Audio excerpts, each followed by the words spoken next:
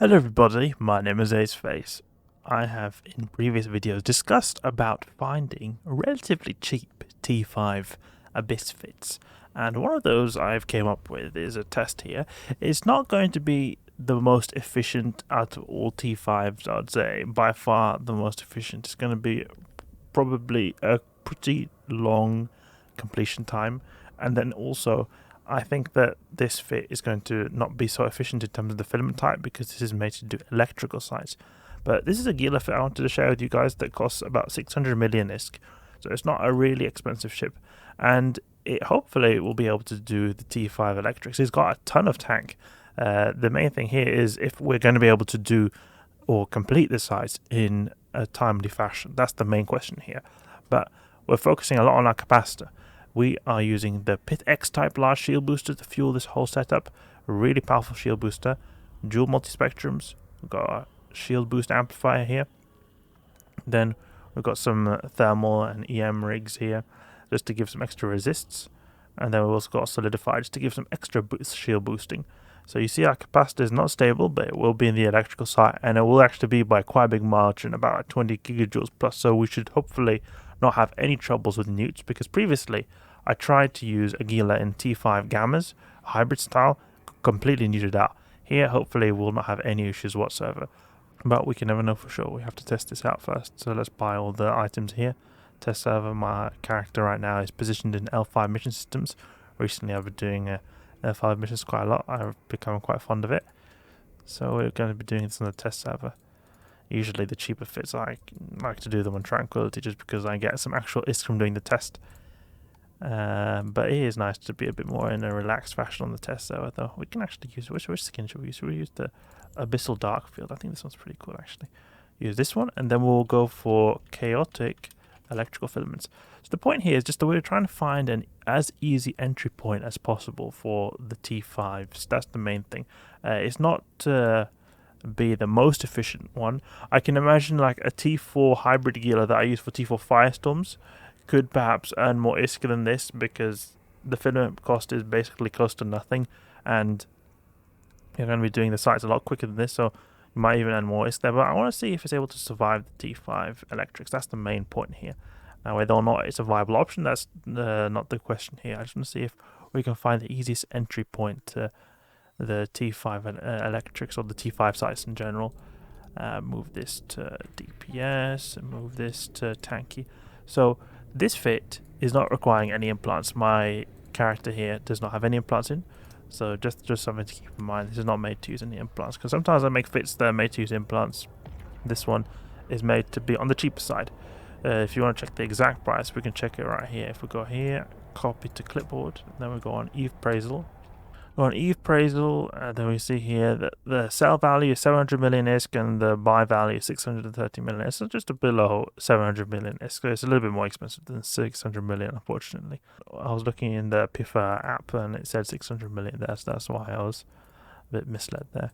But okay, it's still pretty, I'd still say it's pretty cheap for a T5. Oh, we can't run them here. That's, of course, I've still not got used to having to move to lower security status to be able to do the T5s, because it's just I'm so used to doing those tests directly in that system of Ikuchi over there.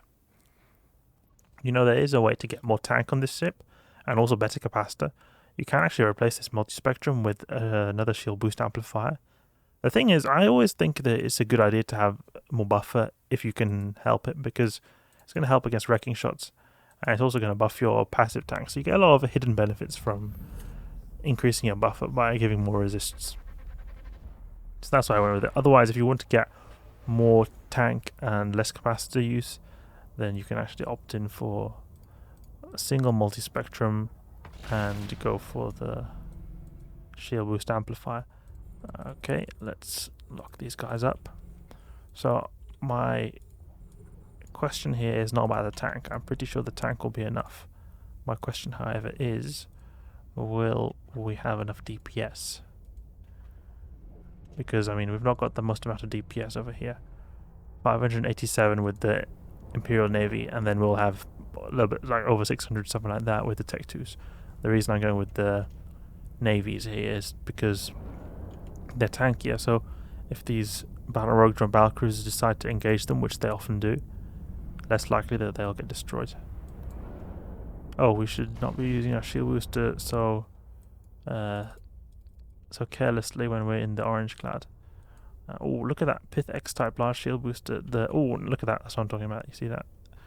The shield booster is spinning so fast. I'm not used to seeing that with a large shield booster because they usually go very slowly, but it's because I got all those rigs, the Solidifier and all that kind of good stuff boosting our shield. There we go. Now go for the striker. We'll sit here. Just sit here in place. Try to take out these guys. So you see how we take pretty big volleys. We can take like big volleys, but then we boost up a lot. So if I had one less multi-spectrum, I could take even bigger volleys. And I mean, if I get a big burst, I could maybe even penetrate my shield fully. Okay, who should we go for next? Go for this strike grip over here. Like, look at that, those big volleys they land, these rogue drone battle cruisers. But I mean, our regen over time is really great, so that's no issue really. You know, something that would have been nice here is to have a drone link augmenter. Don't have one though, but they can always be good when you want to engage Concord at long range. Look at that, you see here, 28 gigajoules, so we could actually even perhaps consider to skip on one of these capacitor flux coils. We'll have about 6 gigajoules a second if we just have one capacitor flux coil, so that's why I opted in for 2. I don't like to have to deal with newts. We could have perhaps made it so that you have the drone damage amplifier here, maybe a rig that's for capacitor, but then we'll have less tank, so it's a bit hard to make the decision over there. I think that we get a lot of benefits from just buffing our capacitor in general. Makes it easier to keep everything alive, like the multi-spectrums, Afterburner, etc. I mean, the time is decent. We're at 3 minutes now. Almost done with these guys. We just have to make sure we're quick. We just have to make sure we're like on it. We're not just sleeping, you know. One of the big time tester waves is the Ephialtes waves. That'll be a good one to test against. Take out blast group over here. Okay, now I can go to the transfer conduit. Let's split up the drones here. And I could even go fast if we were to use Tech 2s. Okay, what time was that? That was just under 5 minutes. That's actually pretty good. And we've also got a minus 50% EM resist penalty. That's really great, actually. A very good indication of how this ship is able to handle the time pressures when only using one damage module. Let's lock these guys up.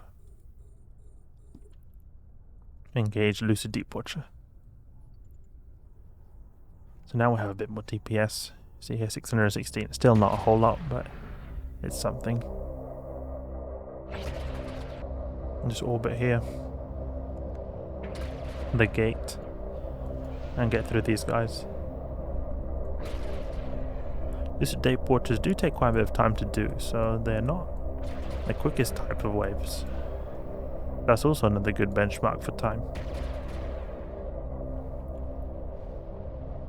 An easy way to buff this ship, and maybe even keep it a bit cheaper, would be to go and opt in for some implants. I didn't actually consider implants here, but sometimes you can actually get the high-grade crystal implants for cheap. At least it used to be the case. I have not checked for a long time because I only have one set of those and never had any need to buy another one. But the thing is, high-grade crystal implants boost your shield boosting capabilities, are relatively cheap implants compared to other high-grade implants.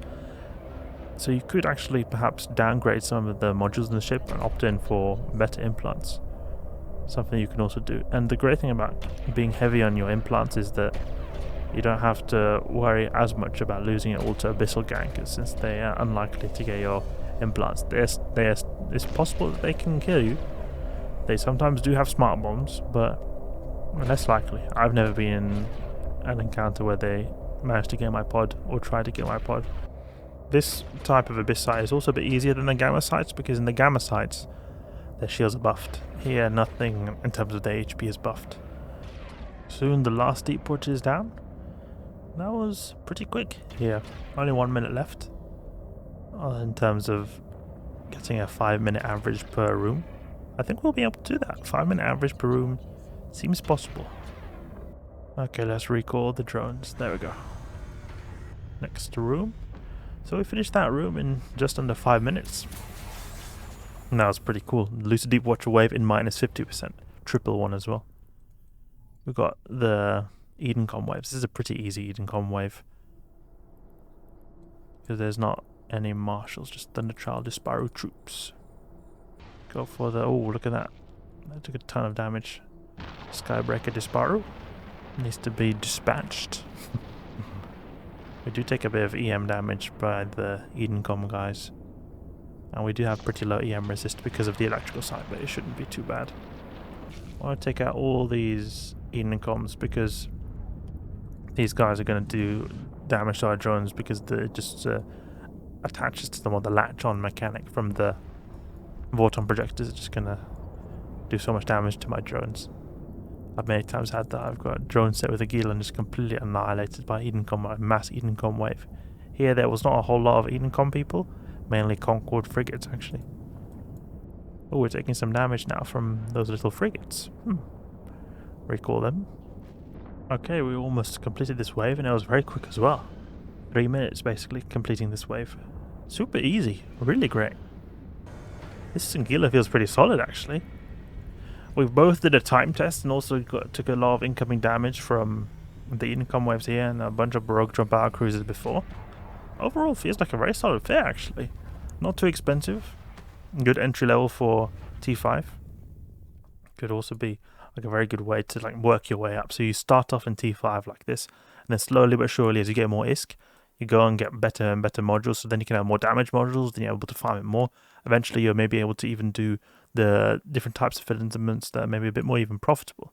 So that'd be really cool, that'd be really cool. Hope you guys enjoyed the video. We're going to have to do more exploration around this Gila right here. If you did enjoy the video or you learned something new, please leave a like and subscribe. I'll catch you guys later.